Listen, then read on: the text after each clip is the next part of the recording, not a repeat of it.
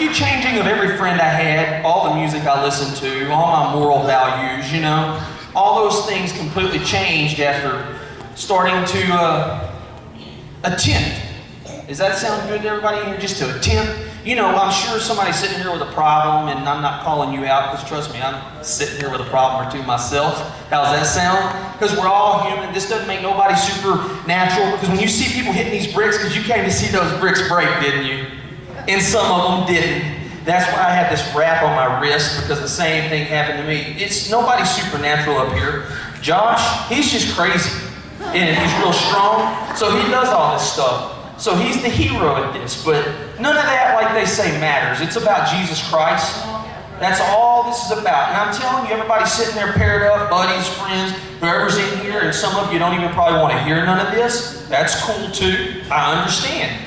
I've been there, you know what I mean? Who hadn't been there? Because you're going through something. Sooner or later, you will be somewhere, whether it's your mom's, grandpa's, jail, and I'm telling you, you're going to hear about Jesus. It's coming. So it says every knee will bow. It doesn't say if you feel like it. It says every knee will bow. So I encourage you to join the team of Jesus Christ, because it has made a tremendous difference in every area of my life.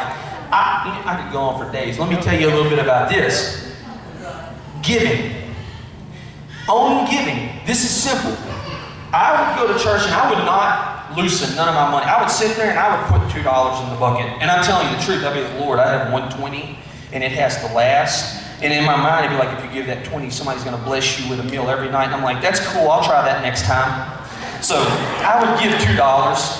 And as I got brave, and my pastor was like, look, you don't have to give. He's like, if this church is supposed to stay on top and be where it's at, your money's not going to sustain it. You give your tithes and it helps us, but it's not going to make or break this ordeal. And I'd be like, okay, Pastor, I'm listening to you go.